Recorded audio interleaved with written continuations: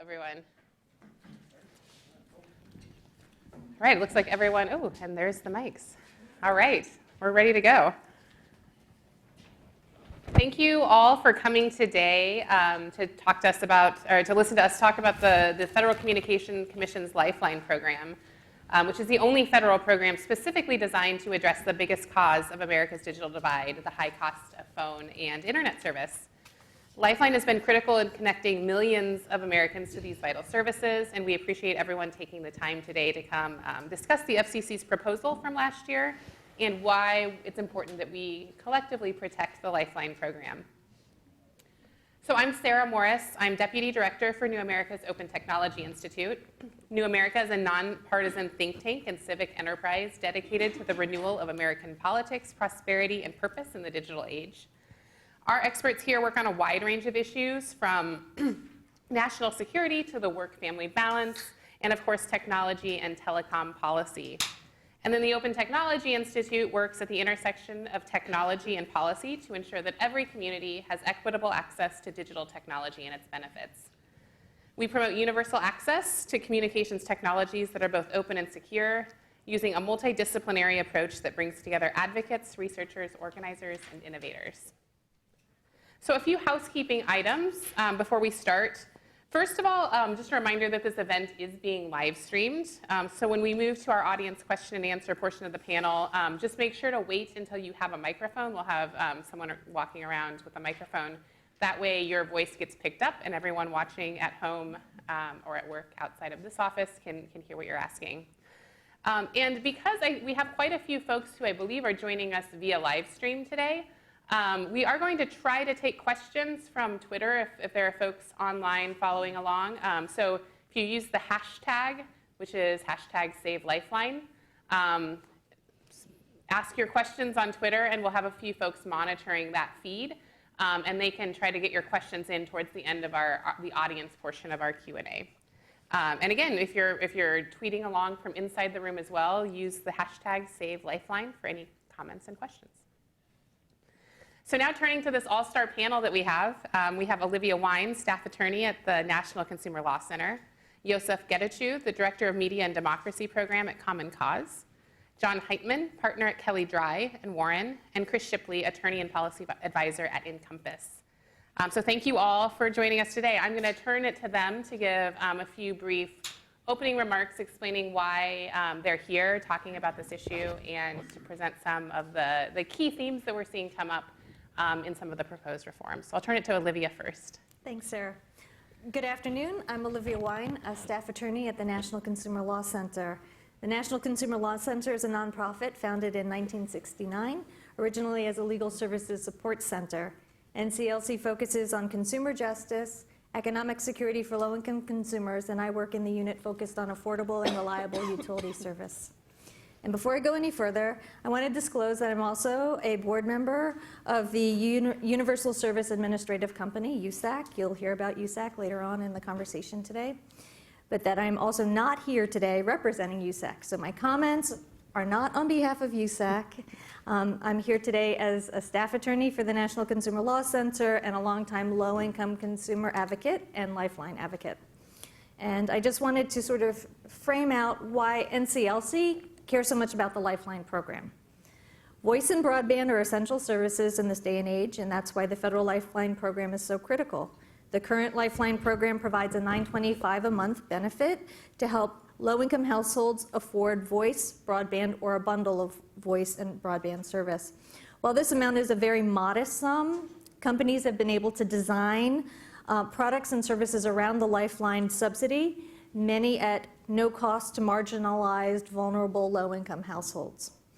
Lifeline serves currently almost 11 million low-income households, which is about 28% of the eligible. That's a rough estimate.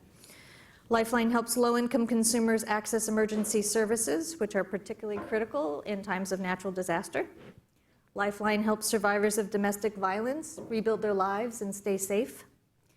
Lifeline helps families connect to medical professionals and educators. It helps veterans access telehealth applications and services and helps connect consumers to suicide prevention lines as well as social services. Lifeline connects low-income consumers to jobs and opportunity. It's available in every state and territory, and recently in 2016, it was modified to include broadband support. Affordability is a major barrier to continuous broadband service for low-income households, and this is where Lifeline comes in. NCLC has been active and committed to a strong Lifeline program that helps low-income households afford essential communication services. Great, thanks. Thanks, Olivia. And then Yosef, do you want to carry it on? Hi, everyone. My name is Yosef Getachew. I am the director of the Media Democracy Program at Common Cause. Common Cause is a nonprofit organization dedicated to holding power accountable and infusing our democratic values in our policymaking. As part of our Media Democracy Program, we're focused on keeping our media and communication systems open, independent, affordable, and diverse. So when we talk about media and communication systems, broadband has become the essential communication system of the 21st century. And we at Common Cause strongly believe that access to broadband is critical to a functioning 21st century democracy. Broadband makes it capable for all types of communities to participate politically, civically engage, access government services, and voice their opinion. And what we've been seeing over the years is that there's a growing digital divide where millions of Americans can't access affordable broadband. Most of these Americans tend to be low income, marginalized communities, people of color, veterans, elderly, disabled, and these are the folks that can't participate in our democracy in the 21st century if they don't have access to affordable broadband. And so the Lifeline program is critical to helping close that digital divide by addressing the affordability gap and making sure that these communities have access to affordable broadband. And we at Common Cause strongly advocate for the Lifeline program and oppose the FCC proposals, which we'll discuss about shortly. Go ahead, John. Hi, everybody. I'm John Heitman. I'm a partner at Kelly Dry, and we represent many Lifeline ETCs, most of them wireless resellers. And we also represent National Lifeline Association, also known as NALA, and they are an industry association representing stakeholders in the Lifeline community, including agents, distribution companies, phone manufacturers, and vendors who support the Lifeline ecosystem, as well as folks who depend on it, including some tribal entities and some consumers. Also represent, as I said, many carriers. Q-Link is among them. Q-Link's a unique Lifeline provider, I wanted to point out. They're unique because all of their enrollments are done online. And we're going to talk a little bit today about what some of the changes ongoing in the Lifeline program mean to that business model. So thanks, Sarah, for having us. Today I wanted to spend more time talking about what is happening under Lifeline under Chairman Pai than what isn't happening. I think what isn't happening, in my estimation, is a wireless reseller ban. And we can talk more about that in coming up. But I think that ban, in my estimation, is on hold.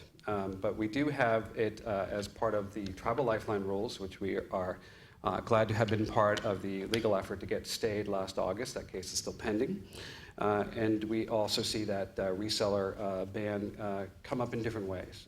High cost, in the rural healthcare program, it's an element of that pilot program. So it's, in my mind, a harmful concept that we need to be vigilant to push back against. I also want to focus on the program shrinking. Olivia mentioned some statistics about the program. Our statistics suggest that the program has shrunk 30% under Chairman Pai's watch, and that it's set to shrink by at least another 30% with the role of the national verifier. These are alarming numbers, and I hope today we can talk a little bit about why the program is shrinking. I'll give you 3 reasons in my mind. Regulatory uncertainty.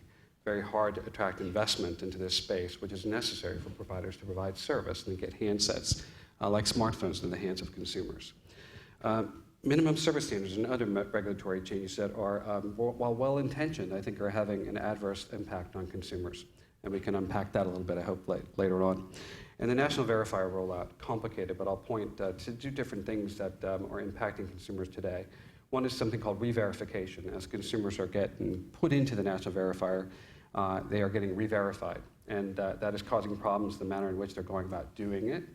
And also the change in the national verifier, because the national verifier lacks an API connectivity for carriers, carriers are reluctant to use it. And I can explain why and get into that deeper later. But I do think that the national verifier, where it has been implemented, has worked to move lots and lots of people out of the program who I doubt are ineligible. I think they are eligible, and has made it really difficult to get people back into the program. So with that, I'm looking forward to the conversation today. Thanks so much, John. And Chris, you want to round us out? Yeah, thanks, Sarah. Appreciate you having me. Appreciate the opportunity to be here, and apologize a little bit for my voice.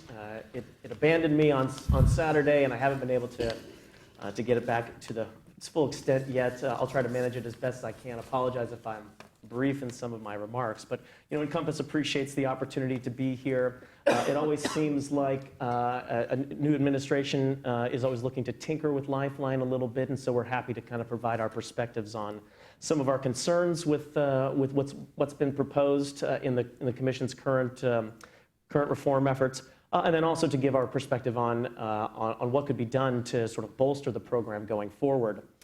Encompass is the Internet and Competitive Networks Association. Really, competition and innovation are our mission, and we represent a number of competitive service providers, Lifeline providers, both facilities-based and non-facilities-based, that provide voice and broadband services to eligible Lifeline subscribers. We're talking about to the elderly, to veterans, to job seekers, low-income consumers across the country.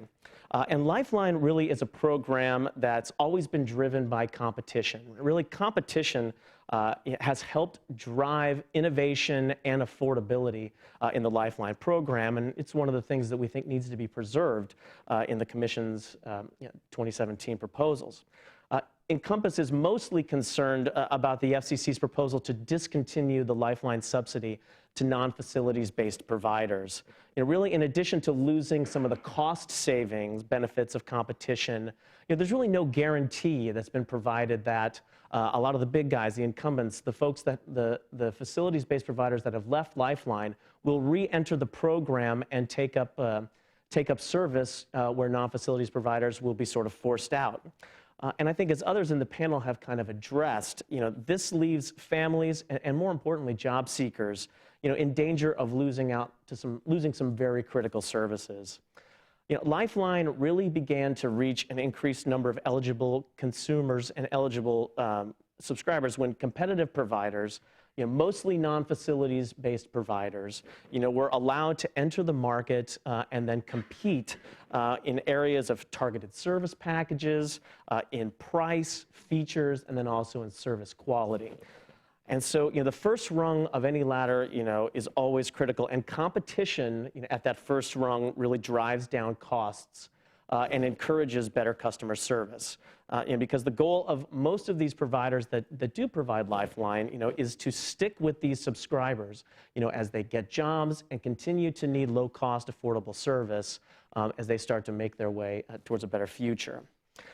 So, in addition to that first concern about the Commission's discontinuance of support to non-facilities-based providers, we also have concerns about the self-enforcing budget that the Commission has proposed. We're concerned about the Commission's desire to leverage the Lifeline subsidy to build new networks.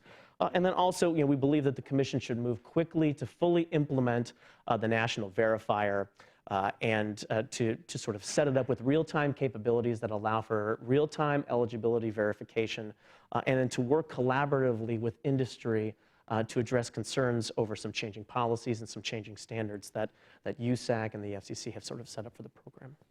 Great, thank you, Chris. Thanks, everyone, for that helpful context. And I think, we're so fortunate to have this panel of advocates who have worked on this issue and been in the trenches for years, and in some cases, I don't know, decades, Olivia.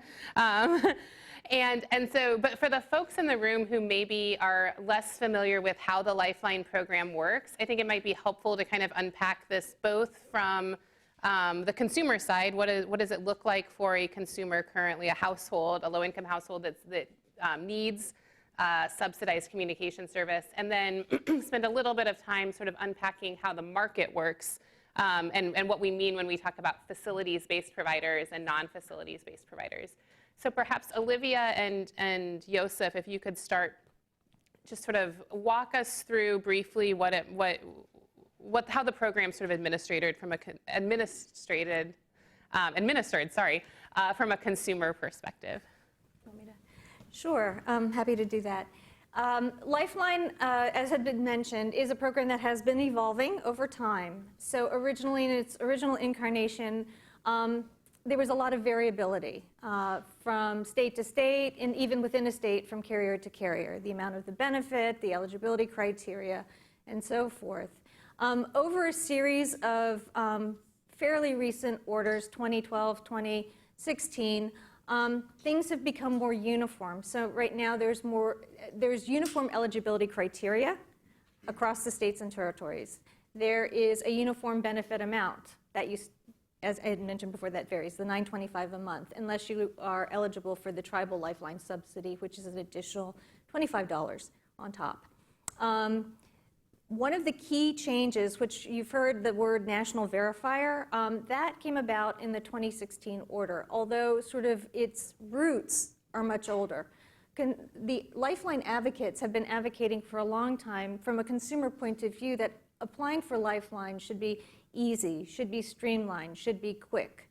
And to the extent it could be automated, it should be automated, because there are two ways to become eligible for Lifeline. One is to be a participant in one of 5 programs, federally subsidized housing, SSI, Medicaid, SNAP, and a low-income veterans pension fund. And there's some unique tribal eligibility programs, but let's set those aside for now. So if you participate in one of those 5 programs, the hope was that you could create a system where there could be a sort of a database ping. Like, you would be able to check that database to see that you are currently a SNAP recipient, and that yes/no ping would make you automatically eligible for Lifeline. Same for any of the other programs. The National Verifier sort of tasked to USAC the creation of a national process, manual and automated, to handle the eligibility verification. As I had mentioned initially, when Lifeline was first created, the carriers took care of the applications. So we are in the midst of transitioning over to the centralized national eligibility verification process. And 12 states, 1 territory, or 15 states and 1 territory, I believe, are in this new land, and 4 additional states are in the soft launch, as we say, and they're about to also enter. By the end of this year, all states and territories should be using this new process. So this will be the new process moving forward for all consumers. You would apply to the centralized location, or use your carrier could help you apply to check for your eligibility status. I said it was a process. So there's a manual application component and an automated database ping component. In some states, and it will vary, there are certain databases that they've already set up data matching agreements, and they can automatically check and see if you're participating in one of the qualifying programs. But where those database matches have not been established, it is a manual process, which looks a little like the old process that maybe consumers are somewhat familiar with, where you would have to submit some documentation demonstrating current participation in one of the qualifying programs, or submit proof of income eligibility. I've lost track of the question in describing the National Verifier. The National Verifier is a very important part of what's happening right now, and one that I expect we'll talk a lot more about as the conversation goes on. So if I'm a consumer and I'm looking to acquire a Lifeline supported service, do I go to my phone provider? Do I go to the FCC or USAC, or some other process? So it'll depend on whether you fall into a state that has been rolled into this National Verifier process, and we'll go into a little bit more detail about sort of that experience, or you're still using that old process where you would go to your carrier. You can, in both scenarios, go to your carrier, and your carrier can help you enroll, or either be responsible for your enrolling, depending on, again, which world you're in right now. The goal here, again, as I said, is a process that's easy to understand for the consumer. So the application form is now uniform. There's no variation for states and territories, carrier to carrier. They have to use the same application form. The annual re-verification form is also a uniform form. And then there's another sheet called a one per household sheet. So actually, once we get into a discussion on some of the fraud, waste, and abuse measures set up, we can talk about duplicates and so forth. But let us say that there's an application process. The national verifier also provides an online portal for consumers in those states so that you can apply directly to see if you are eligible.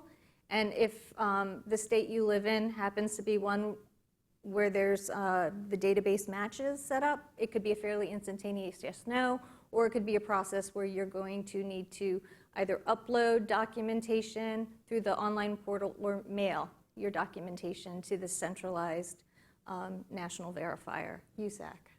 Great, thanks, Olivia. So now we've heard a little bit about what it looks like from the consumer's perspective, but it's also the case that there has been new types of markets that have grown to respond to sort of the structure of the Lifeline program generally, and to provide someone would say targeted services designed for low-income households. So maybe Chris and John, if you want to talk a little bit about what the market looks like for the different types of services offered by Lifeline and how those play out. Sure. Go ahead, John, please. I'll give it a go. Over 90% of the program today is wireless. And so over the course of time, beginning roughly at the time of Hurricane Katrina, the program began to shift toward wireless services. And so what had happened is the wireless carriers were creative and innovative, and they began to calibrate products that were designed to match the subsidy. So rather than being $9.25 off your home phone service of $20, $30, $40, and you have to come out of pocket for the rest of it, the wireless providers introduced programs where you would have to come out of pocket for none of it. And so they had free programs. Basically, the benefit that you got was somewhere in the range of $10 to $13.50, a legacy provision of service. And so the service was calibrated to the amount of the benefit. The providers also, in many instances, would give the consumers a free handset. And that handset is, they're able to do it because the projection is that over the course of time, they will make their money back on that investment. Nobody makes money on giving a handset out to a consumer and getting $9.25 back. You have to keep that consumer over the course of a period of time in order to make the business case to actually put a handset in consumers' hands. Over the course of time, it began a lot of refurbished handsets in the marketplace. Today, mostly new handsets and mostly smartphones. And that's where the market has evolved. It used to be something like 64 minutes, and now consumers get, it varies, but generally 750 minutes, or they're getting a gig or 2 gigs of data. It depends. Most often they get some sort of bundle. And we can talk about why it's a voice-centric bundle versus a data-centric bundle when we get into minimum service standards. But let me give you a shot at that. Oh, I just wanted to say and point out, that we're talking really about, when we talk about Lifeline, you end up talking about a symbiotic relationship, I think, between what we mentioned earlier was facilities-based providers and the non-facilities-based providers. And I think unpacking that, I think, is important. And when you're talking about, facilities-based providers, you're talking about providers that have deployed network elements or network infrastructure. And when you're talking about non-facilities-based providers, you're talking about those wireless resellers, those companies that have worked with some of the facilities-based providers to lease some of their network elements in order to use some of their excess capacity, to reach some of these subscribers, and turning that excess capacity into a business case to reach some of those subscribers. And so, clearly, if we want to go all the way back, Lifeline, was a Reagan-era program that at the time, was a sort of a fixed wireline, a sort of home phone program that, as John has sort of pointed out, particularly following Hurricane Katrina, has really transitioned to wireless. And then in 2016, the commission decided to add broadband to that particular component. And so, but when it comes to making a business case, for Lifeline, it really is the competitive providers, the resellers, the non-facilities-based folks that have seen an opportunity and have figured out a way to kind of make it work. And I think non-facilities-based providers at this point provide over 70% of the wireline service, of the 90% that is wireless. And And so, when you're starting to talk about, taking one of these groups of competitors out of the market, and especially one that's providing 70% of the service, then you're really talking about making dramatic changes to a program, that is critical for job seekers and for a lot of low-income consumers. Give a couple examples of what a facilities-based providers. Let me try and address that. AT&T, there are 4 major network providers still in the United States. You got AT&T, Verizon, Sprint, and T-Mobile. And all 4 of those providers voluntarily resell their services to Lifeline wireless resellers. Voluntarily. It's not compulsory. There was a compulsory wireline resale provision, I think, still in the statute, kind of, right? For the most part, this program is a wireless program. Those 4 providers are happy to resell their services to these wireless ETCs who don't own these network provisions. Why are they happy to do it? Because they're not particularly good at serving these low-income consumers. They are consumers that tend to not be able to put a credit card on file, so you can auto-pay. They tend to have problems paying a monthly amount because sometimes they don't have a monthly paycheck. They have a paycheck one month, but maybe not the next. And so they also tend to, for a variety of reasons, studies show that they spend a lot more time on customer care lines and needing customer care, so they are higher cost to serve, many of them.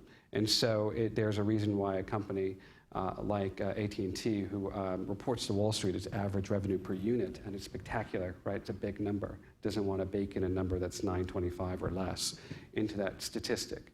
So there's all sorts of market dynamics that suggest that why wireless resale is happening. The network providers have the capacity, they're happy to sell it, they're happy to get that revenue, but they do not want to incur the expense of serving this customer or the risk of serving this customer. And the regulatory risk of serving this customer is exceptionally high. And the regulatory expense of serving this customer is exceptionally high because of audits, investigations, and all sorts of things, including implementation and compliance, and interfacing with USAC and the USAC's national verifier, which we can, of course, get into more. But that's did that hopefully address some of your question? Yeah, I think. Oh, go ahead, Chris. Just real quickly, I want to add to that, just in that the relationship between the two, particularly when a wireless reseller, is buying excess capacity from a facilities-based provider. That's a revenue stream, and an important revenue stream that's sort of being used by a lot of these facilities-based providers on broadband deployment projects. And to lose that, I think, really is something that we're seeing in the record, at least, is something that folks are, that there's a serious concern about losing that particular revenue stream between the two. Equation, right? If we're selling Lifeline services and we have Lifeline subscribers, where do they live? Well, they live in low-income communities.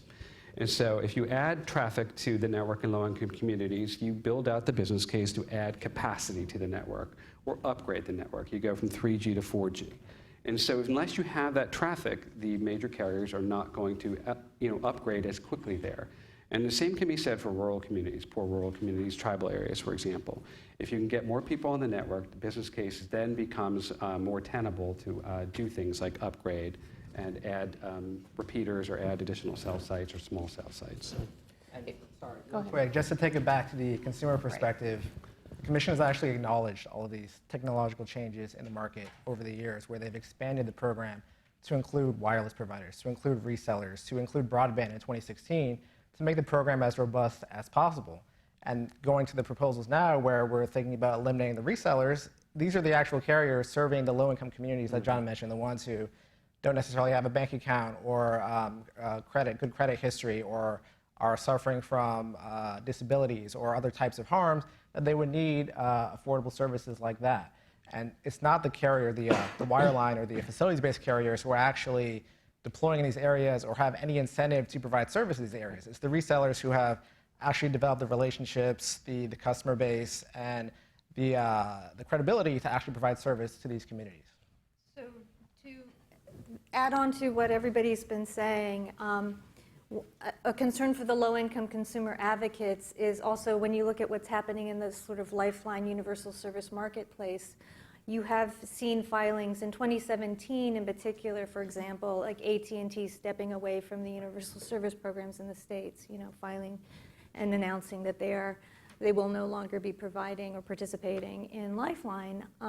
So the question would remain, if you remove the providers of 70% of the marketplace, and the wireline have been leaving, sort of pointing to the resellers saying it's a competitive marketplace, who is left to guarantee that low-income households will be served? So that is something that we're very, very concerned about, because you could have an end result of large pockets of unserved consumers. And these would be people who would not have connectivity in a natural disaster, or all of the opportunities that would be denied to them because they would not have the ability to get affordable Lifeline service. That point that you just made was an important point that came out in oral arguments in front of the DC Circuit with regard to the tribal Lifeline rules. Now, the FCC has already adopted a facilities requirement for tribal Lifeline. That was stayed in August. We had oral arguments in October. But the panel did ask the FCC's lawyer, well, who is going to serve these customers if the resellers are gone? And the answer was, maybe nobody. We weren't sure. We don't know. But hopefully somebody will come in. And I don't know that the judge is particularly impressed by that answer, but that was the answer. We don't know. And it doesn't look like anybody is going to come in. Yeah, I think to summarize, you have people. There's a very clear demand and need for broadband service and for phone, particularly wireless phone service. And critically, no entities to meet that need, but for this market of wireless resellers that has emerged as sort of against the backdrop of the Lifeline program. And what the Commission is proposing to do in its proposal that it released last spring is to remove from the Lifeline program the providers that are actually providing service for those communities. We've mentioned the national verifier, and Olivia gave some context as to how and why those reforms, that new portion of the program came about. I know others, particularly John, has some concerns about the verifier. So I think we might as well just dive into that issue and talk a little bit about the dynamics at play there and what improvements might help make that process go more smoothly for consumers. Well, I'll start. I'll frame out two issues, and hopefully we can have a little bit of a conversation about it. But the national verifier, I look at the problems two different ways. One is in the process of launching the national verifier, they're going through something called re-verification. And so that is re-verification of all those folks who are in Lifeline today and making sure they are eligible. When I read the order in 2016 about re-verification, what I expected was that they would, upon implementation of the national verifier, they would dip the databases that they got access to. And for those subscribers that they couldn't replicate in a database, then they would go out to carriers and to the subscribers themselves, but mostly to carriers to get whatever proof of eligibility the carriers had on file. Since 2016, February 2016, the carriers have had to retain a copy of this proof of eligibility. My thinking was that they would just provide a copy of that to the national verifier. If the customer was enrolled prior to that, since 2013 probably went into effect, they've had to recertify their eligibility every year, and these carriers keep records of that recertification. So it was my thinking that a record of a recertification or a documentation of proof of eligibility, program eligibility, or income eligibility should suffice as a re-verification process. But that's not how it's worked out.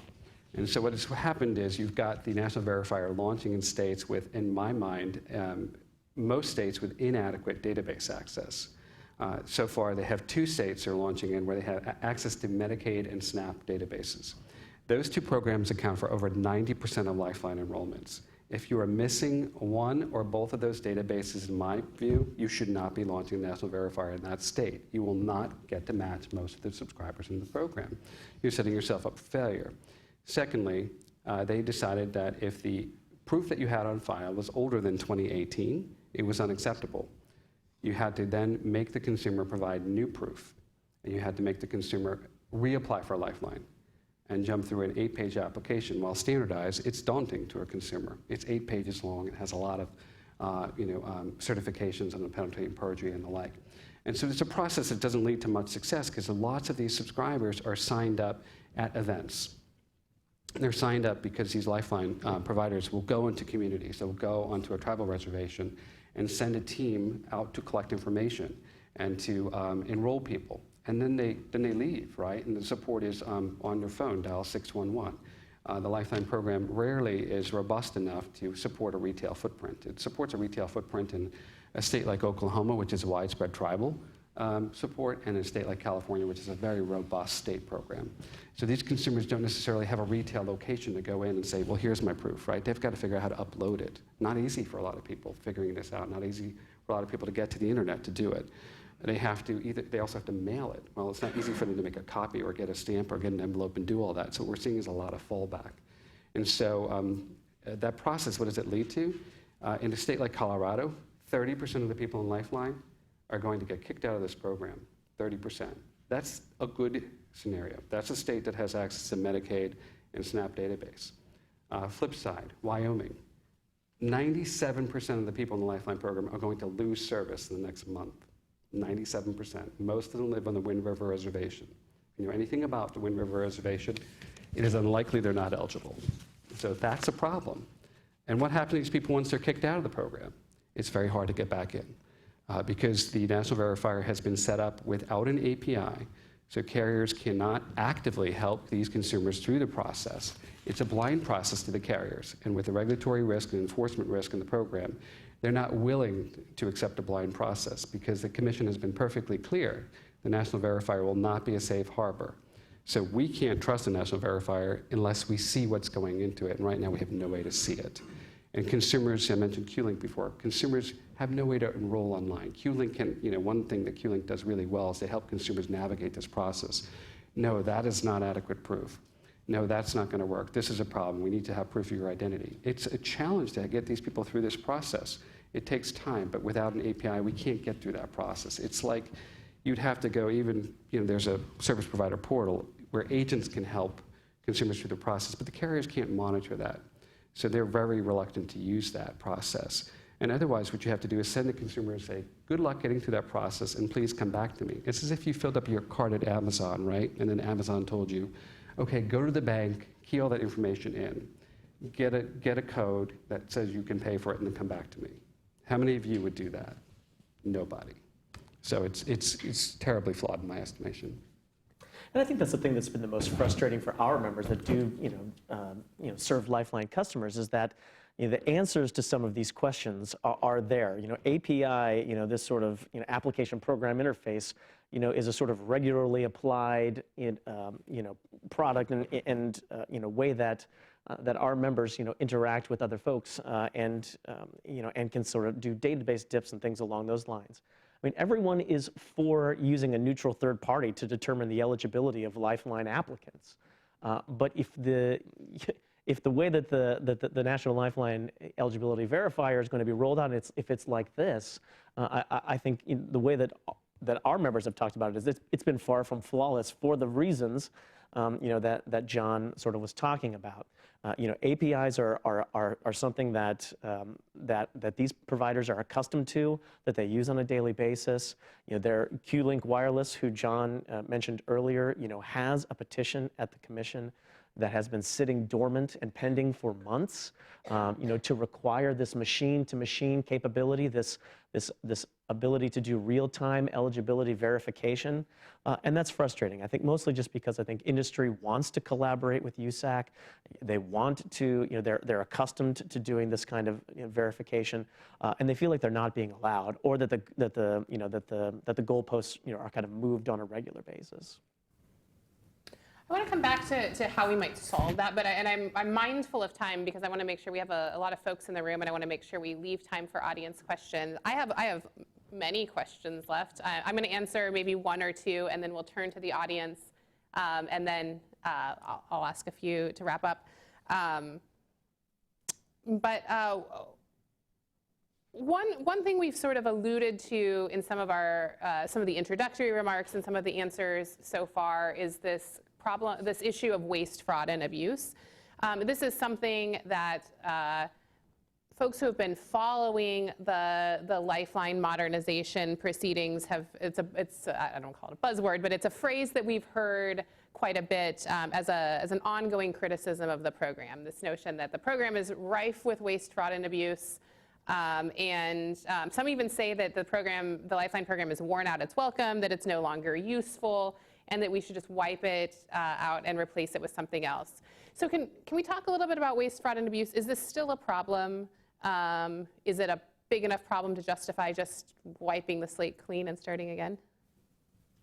Anyone? Sure. So yeah, you hear this phrase waste, fraud, and abuse all the time with the Lifeline program. I feel it's unfortunately stigmatized the program when it's not as big of a problem as some of its critics make it out to be. We've talked a lot about the national verifier, which is one of the biggest ways that these implications of waste, fraud, and abuse would get weeded out. But even before that, the FCC was constantly making reforms to the program to take out some of the claims of waste, fraud, and abuse. So one of the aspects of the program is that its eligibility is based off one household. And so if you're in a household, you get access to Lifeline no matter how many individuals are in there.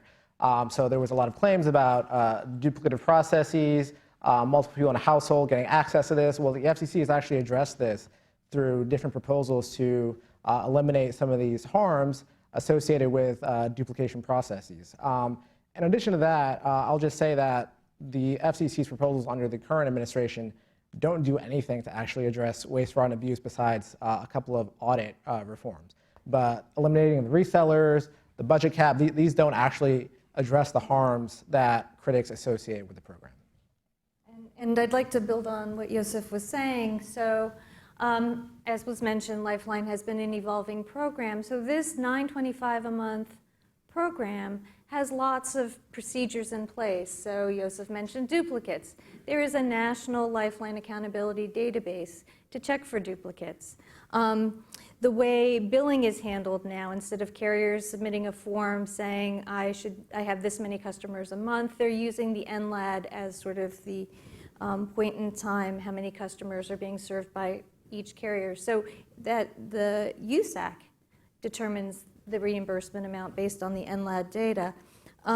They've set up processes to do the identity authentication. So when you apply, there's several things going on when you are engaging in your application. They're doing the duplicates check on you. They're doing a third-party identity verification. They're checking you against, I think Social Security has a database of deceased persons, so just making sure that you are actually alive, you are a real person.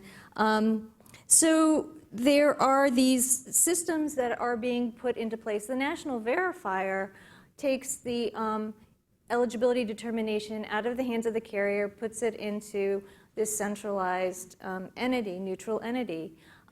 So while that is an important fraud, waste, and abuse issue, what we're seeing actually is not that that we've got problems with fraud, waste, and abuse, but I think some of the things that John has been raising are actually perhaps an overabundance of caution going the other way, which inadvertently are creating barriers of entry now.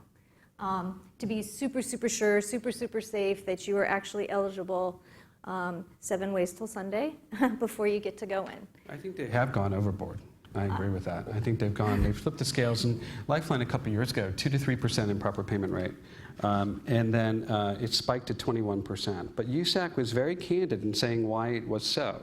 Because anytime USAC found a discrepancy with the Lifeline form, it found an improper payment. So 19% of that was form-based.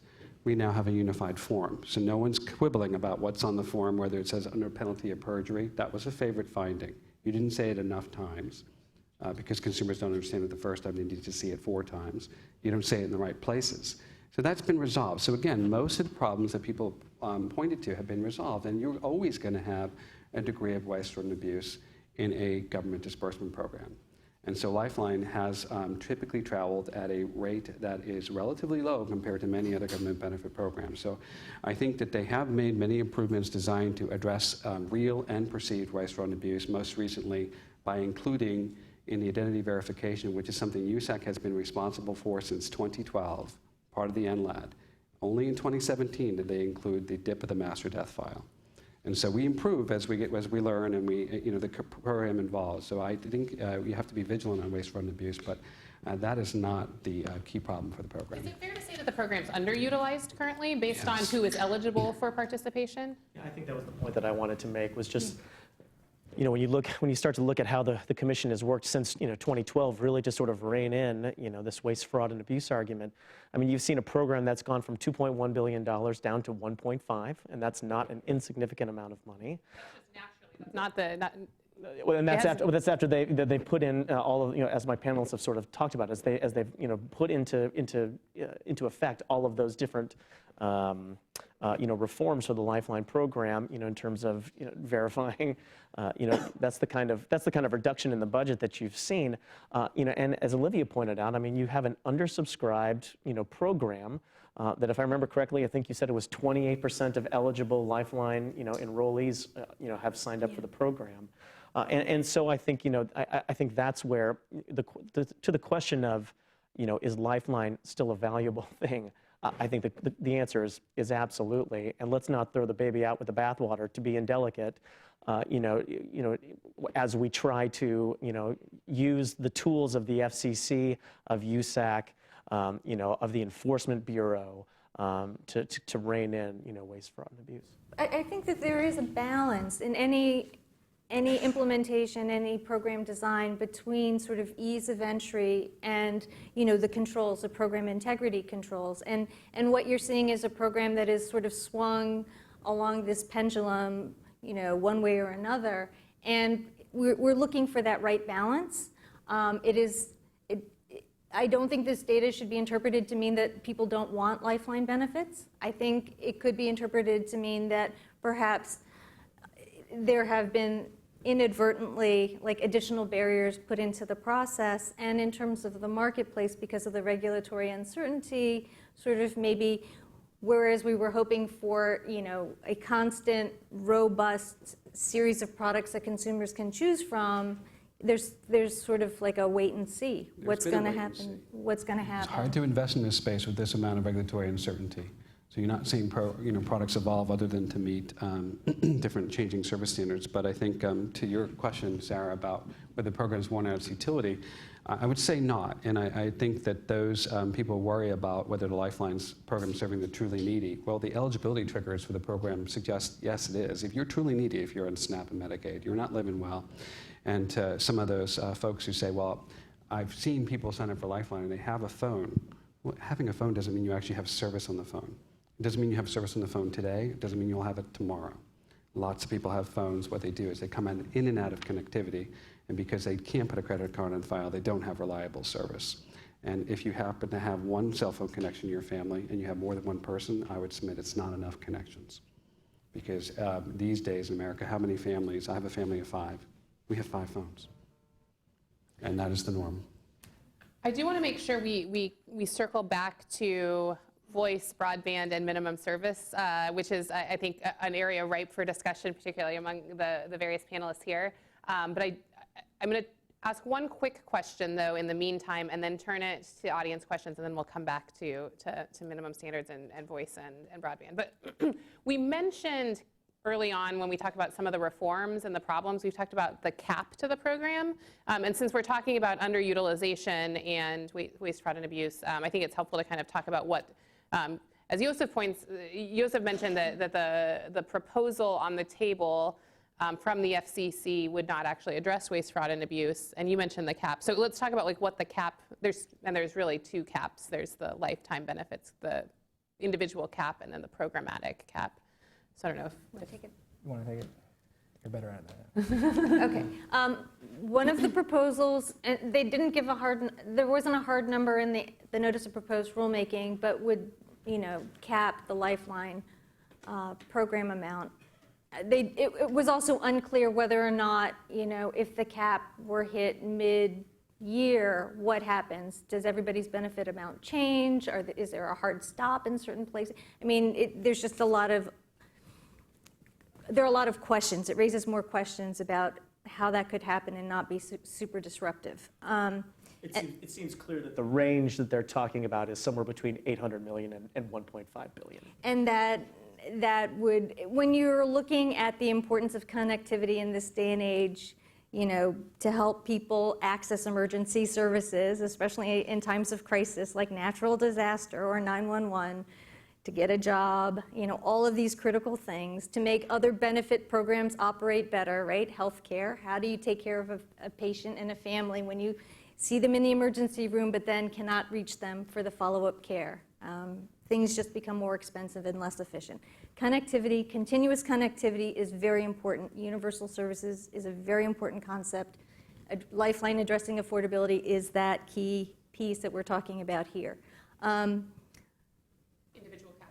And then the individual cap was in the sort of a notice of inquiry. So they were sort of throwing this idea out to see what people thought about putting a maximum amount on anybody's ability to use Lifeline. So for example, if in your 20s you fell upon hard times, got injured, lost your job, needed Lifeline to help sort of pull your life back together, and then sort of hit your cap, but then now you're a senior, perhaps you've got a disability, you really do need that connectivity to stay in touch with your healthcare provider and your loved ones, but you can't access it anymore. So I mean, it's a problematic sort of concept, one that sort of doesn't factor in real life and sort of the vicissitudes of life, and bad luck happens. It seems to require a lot of administration. Like when we talk about Very much hurdles and administrative costs, like tracking someone's lifetime usage, after their name may change when they get married or they may move to another state, like keeping track of that has always seemed to me like a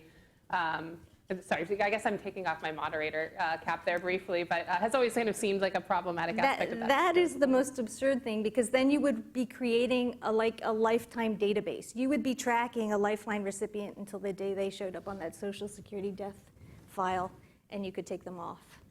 I just want to chime in on the program cap. The program cap, of course, has been something that's been controversial. And on behalf of the Industry Association, we actually filed in support of a cap. And it's a qualified filing for sure, because we certainly don't want to see the program rolled back. But what we do see is a lot of folks who are critical of the Lifeline program, particularly Republicans on Capitol Hill.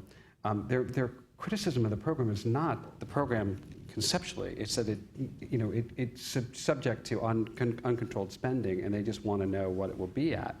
And so what we proposed, and we actually see Brad Ramsey in the back of the room, we endorsed a NARUC proposal. NARUC, in a session, I think it was about a year ago in February, seems like commissioners got together, Republicans and Democrats alike, and agreed on something. They agreed on a resolution that asked the FCC not to adopt a reseller ban, but also said that they should convert the current budget mechanism into a cap. The current budget mechanism set at $2.25+ billion. And if you convert that to a cap, the idea is then you have some certainty. Well, what happens if we go beyond $2.25 billion? Right now, we've got about $1 billion of room to grow. Well, if we grow that much, we succeed in getting 60% of the people on the program, then we can revisit the issue, right? It doesn't mean people should be denied service, or we should be able to say to somebody, I'm sorry, we're out of money, it's October, come back in January. Too bad you just lost your job. It can't work like that. But it means, for us, it was a way of diffusing criticism about the program while providing a more thoughtful approach to how we can address things should we be fortunate to come up against the cap at $2.25 billion. Because if we do, then we're reaching more people, and we're getting up to 60% participation in the program, which is where we would hope we would be. I also think it would be interesting, just to sort of see where the 2016 order takes us, and that the 2016 Lifeline reform order included that budget mechanism to address the $2.25 billion cap, and we haven't been in a situation where the Commission has had to sort of consider going over the cap itself, and so let's let the 2016 order play out in terms of that, in terms of seeing how the Commission can address Lifeline funding if it does end up going over that potential cap. Let's let that process play out, at least for the time being. All right, let's hit some. Thank you all. Let's hit some audience questions. Anyone that's sitting here? Oh, we've got one back here, Amir. Hi, thank you. Thank you for this great panel. John. Oh, and if you could say who you are. I'm sorry, I'm Mark Rubin with TracPhone Wireless. Excuse me. John, if you were going to suggest to congressional staff if they were planning an oversight hearing onto the implementation of the verifier? What one or two questions would you suggest that they ask? Yeah, I think I would ask questions about the performance of the verifier. What is the impact of the verifier? How many people actually are getting removed from the program because it's a re-verification process? What are the percentages and how many people are getting affected? And is that within the realm of what you expected? And also, in states that now you have to go through the national verifier, what's the impact? In Colorado, I know that 500 people got signed up in Colorado for Lifeline through the verifier in November. Q-Link Wireless alone signed up 5,000 people in September of this year. That's one carrier versus, so think of the difference there, right? So what is the impact? I want to see numbers, and so we can have, hit the, everyone is in support of the national verifier. People like the idea of having a third-party verify identity, verify eligibility. But in my mind, we should use the first couple states that we've gotten and hit the pause button so we can understand why some of these outcomes are happening. For example, we hear USAC is conducting a cost-benefit analysis, and that is the reason why they're not going to build into the Medicaid and SNAP databases in certain states. These states tend to be rural states, by the way. So I see a divide here where these rural states are getting no database access, which means they're going to get basically eliminated from the Lifeline program. We need to revisit that cost-benefit analysis, because if the outcome is, like I said, in Wyoming, where nearly everybody on Lifeline gets booted from the program, I think we've gotten it wrong. Other questions? Phil over here has one.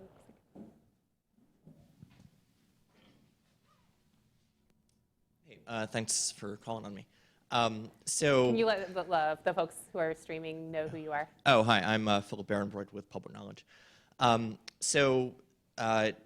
Sprint plays a pretty outsized role in the Lifeline program as sort of the most active national facilities-based provider and as the underlying wholesaler for a lot of the resellers. T-Mobile isn't that active, and those companies are looking to merge. Maybe Olivia and Yosef, can you guys speak to what that merger likely means to the Lifeline program and low-income consumers that rely on it? Sure. So thanks, Phil, for that question. As folks don't know, Sprint and T-Mobile are currently in the process of seeking approval for their merger at the FCC and DOJ.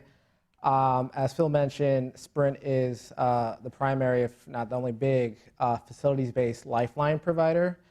They also work with a lot of wireless resellers and lease wholesale capacity to mobile virtual network operators. And T-Mobile doesn't. T-Mobile has said that the Lifeline program is not worth their time, more or less, or just not something they're going to invest in.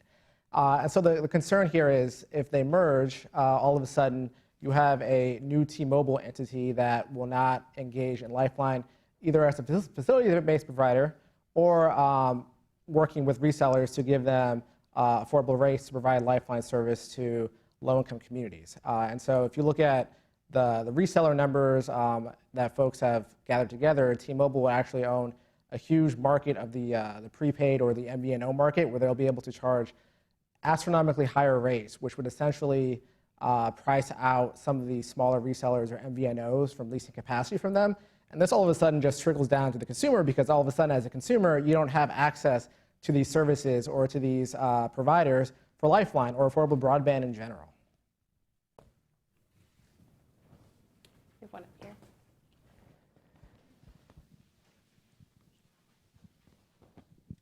Hi, I'm Carmen Scrotto with Free Press, and I have a question. It could be addressed by all of the panelists, but Olivia, I was thinking of you since you mentioned it. Can you explain a little bit more of the importance of the Lifeline program when it comes to natural disasters, and especially because we saw so much in 2017, so many hurricanes and wildfires in 2018, and how Lifeline can help in that situation? Absolutely. One of the important functions of the Lifeline benefit is access to emergency services. And if we think about, even sort of before a disaster occurs, we get alerts. How do we get alerts? We get texts, right? Bad weather's on the way, ice, the wildfire alerts. So after a disaster occurs as well, how do people find out where their shelter, where tents have been set up for benefits, where assistance is available? they need a phone. So this is a service that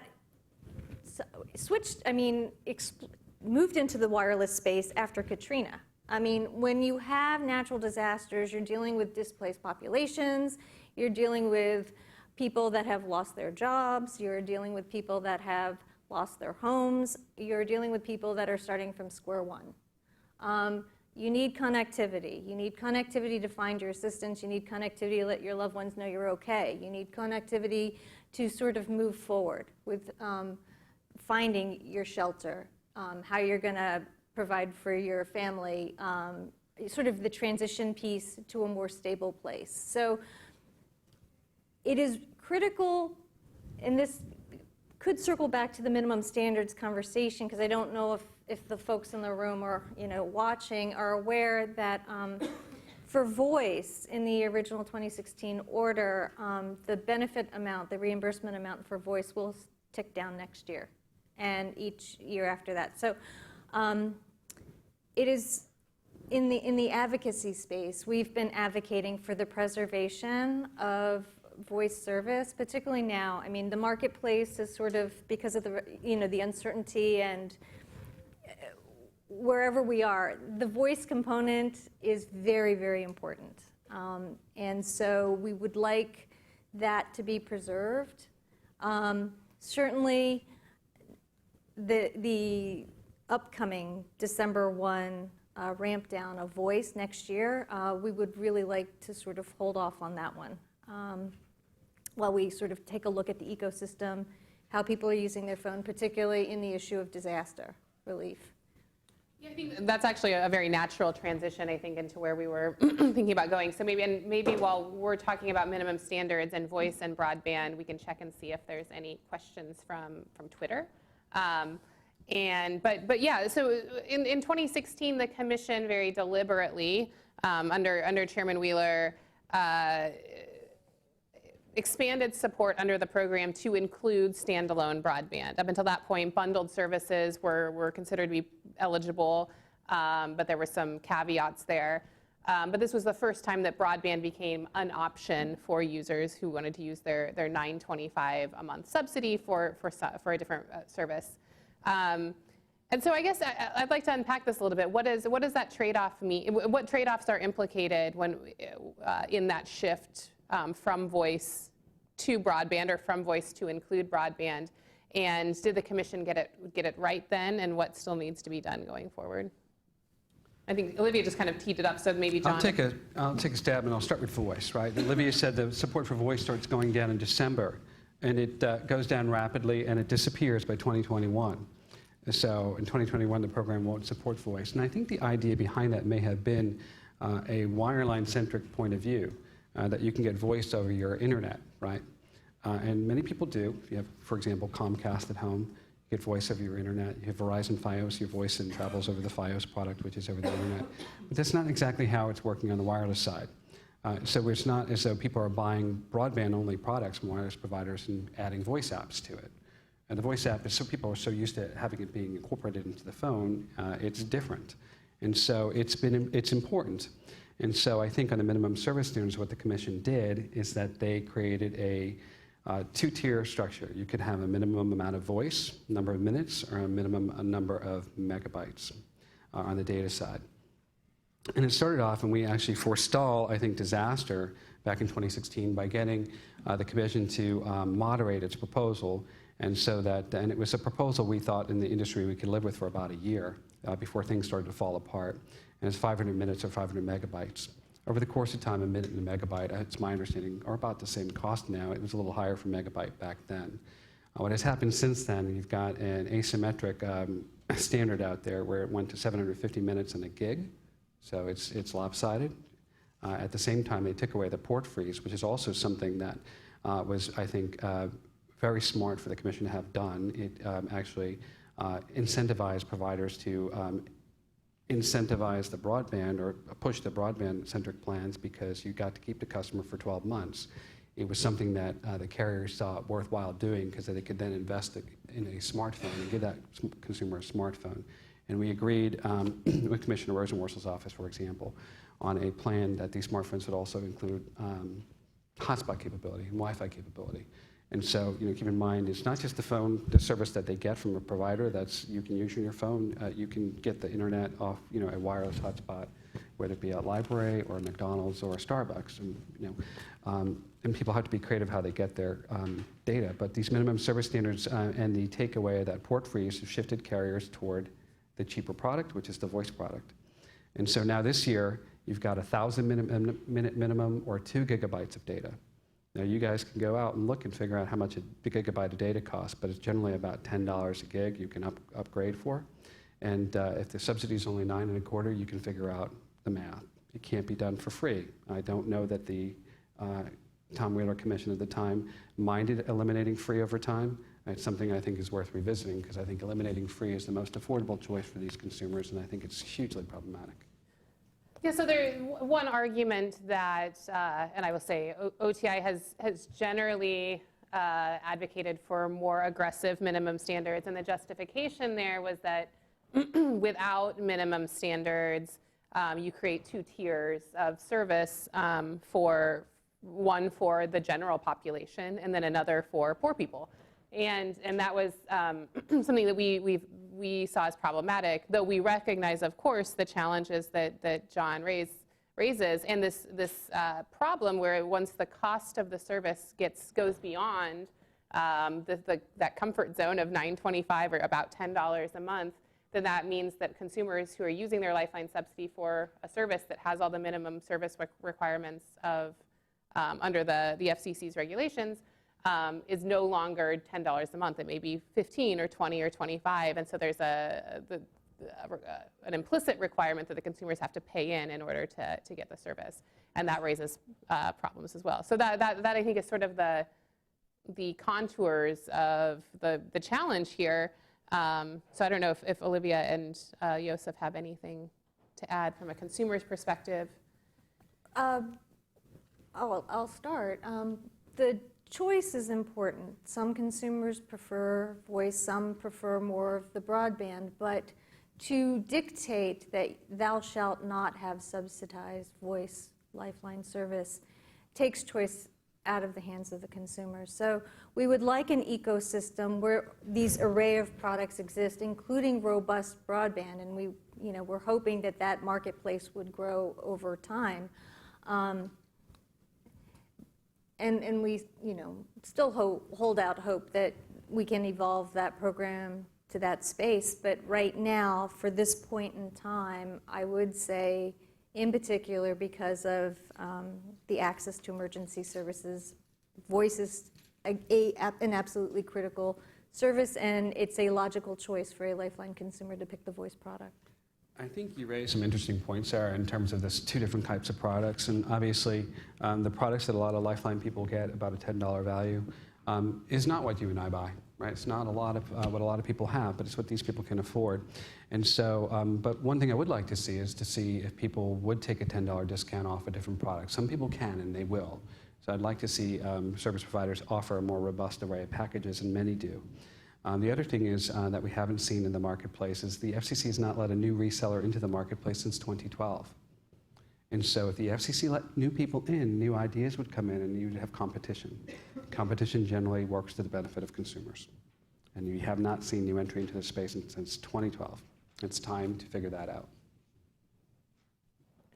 I know there was one more question in the room. Let's go back here. And then if we have any from Twitter, we can take the online questions as well. Hi, Dave Cal, Communications Daily. John, can you just clarify, you said under Chairman Pai, we've seen a 30% drop in enrollment, and you expect another 30% drop over the course of his term here. Can you just clarify, are you attributing, roughly speaking, most or all of that to his commission's actions, or does a good chunk of that result from implementation of previously adopted measures? And secondly, is your 30% going forward, what are you assuming there? Are you assuming the reseller ban or not? Or is that just kind of current trends without the reseller ban? Sure. The 30% drop in the program over the past 2 years I would attribute to, in large part, regulatory uncertainty created during Chairman Pai's administration. He started by eliminating LBP designations within weeks of walking in the door. And Remind the audience what an LBP designation is. Lifeline broadband provider. So companies got designated to provide broadband center services, and a handful of companies got designated. He immediately rolled back those designations. And so that sent a signal to the marketplace that we have problems. So the companies have been having difficulty attracting investment to continue to grow in the Lifeline space. Other things like the removal of the port freeze, the proposal to ban wireless resellers, the action to ban wireless resellers from the Tribal Lifeline program, these things add up. And they inhibit the business model where it's something that is entrepreneurial. It's not like the publicly traded companies are doing this business. They're not. It's too risky. It's not what they're good at. In terms of the 30% going forward, that is what we're seeing as a best case scenario for the national verifier implementation because of the re-verification process. 30% is the number we're seeing fall out in Colorado, right? And that's a state with good database access, SNAP and Medicaid. Many states don't have that, and we're seeing numbers upward of 90%. And frankly, most of the states that are currently in the pipeline to get launched in National Verifier have access to one database. It's the HUD database.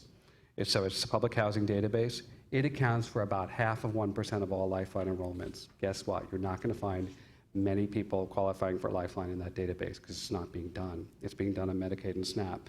So I think that we have supported the position. TracFone has filed a petition about database access. And my view is that if you don't have access to Medicaid and SNAP, I'm not sure why we're launching the National Verifier. It's not fair to consumers. It's making it too difficult for them to stay in the program or to get into the program. Amir, go ahead. Could be a lot. I mean, that's the best case scenario. If you blend the numbers, it looks more like 2/3 is what people are estimating. That's a staggering number from a program that's in addition to the 30% we've already lost over the past 2 years. Amir, I think we had one I hear online. Yeah. So we have one question from Colleen Wong at New America. Here's the question. Overall, what are the biggest barriers in streamlining the inefficient process for eligibility verification for Lifeline? What proposals to increase the ease of access have been successful and why? Any panelists want to take that? How do we tilt the scale back to efficiencies where we had, where the commission might have aimed for certainty in catching fraudulent behavior? Well, I think with the national verifier in particular, the access to the databases, the ability for the USAC national verifier to ping the different databases for that yes/no, solely that yes/no for enrollment into Lifeline. Whatever it takes to facilitate those data matching agreements could help sort of ease a lot of, I think, the streamlining issue. There's reason for optimism. USAC says it's working on an agreement, a national agreement with Medicaid. And if that could be done, that would be a great step forward for getting consumers ease of access. And, because if you can verify electronically, that's easy for them. Well, there's also, the Low-Income Veterans Pension Fund. So if the VA could facilitate access to that database, that would be helpful. I will throw out, well, I'll hold off. But, any creative thoughts with the SNAP database they're usually at the state level. They are run by the states. So that would be really important to figure out how to do that.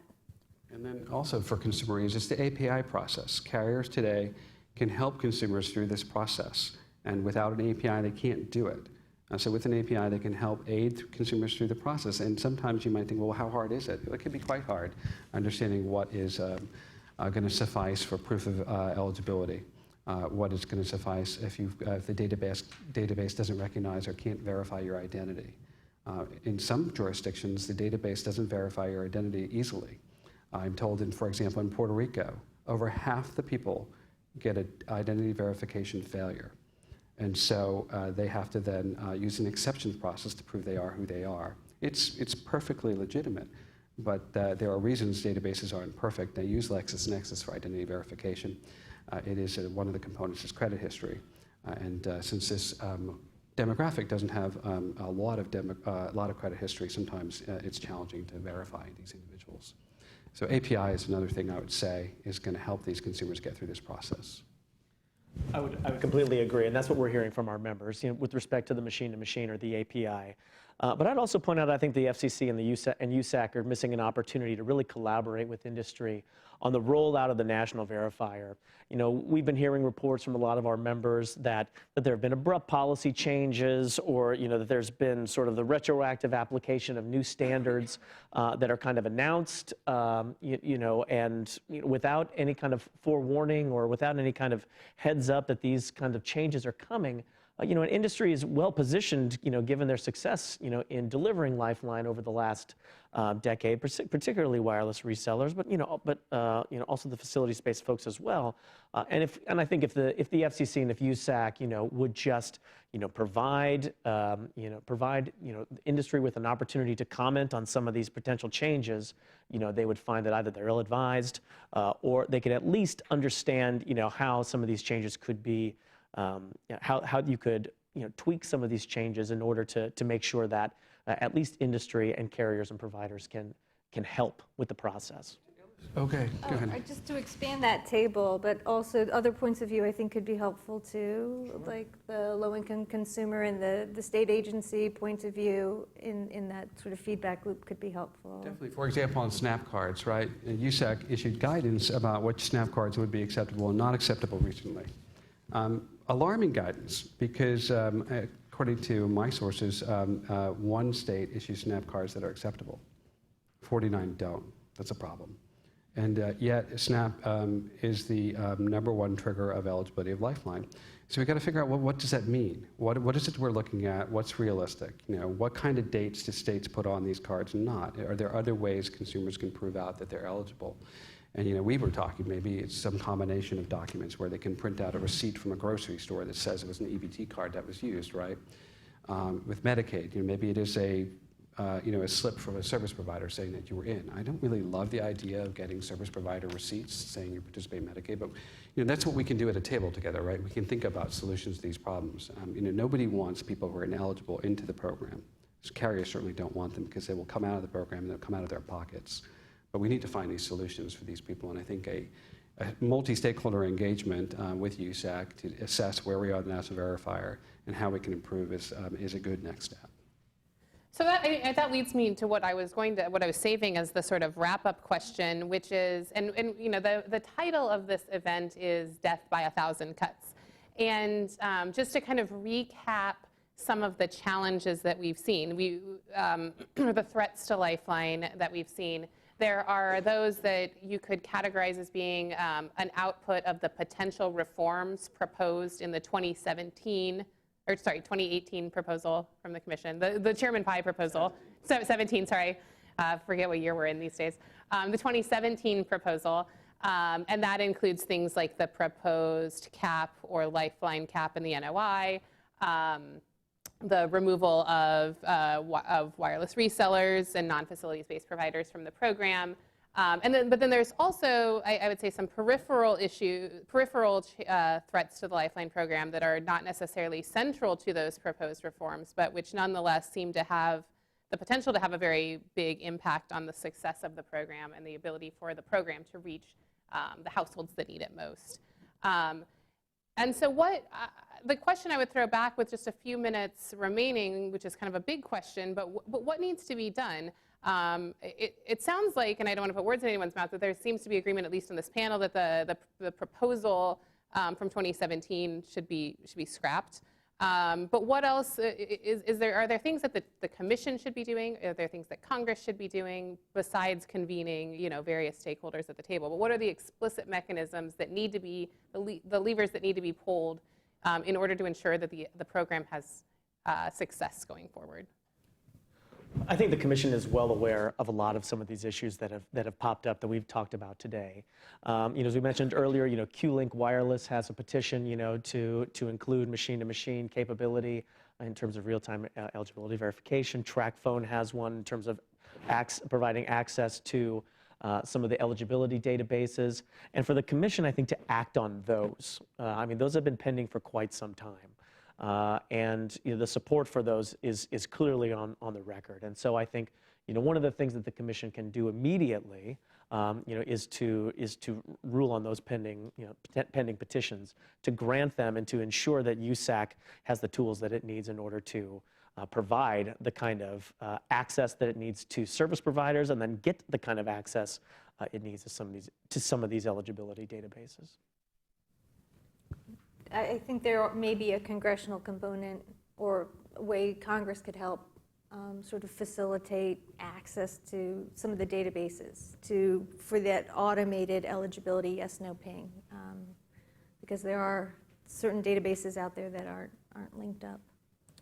I would say the Commission needs to come out and remove regulatory uncertainty by doing a couple of things. Eliminating the wireless reseller ban proposal once and for all.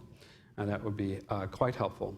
And hopefully they will hopefully we'll get a decision out of the court that can spur that activity.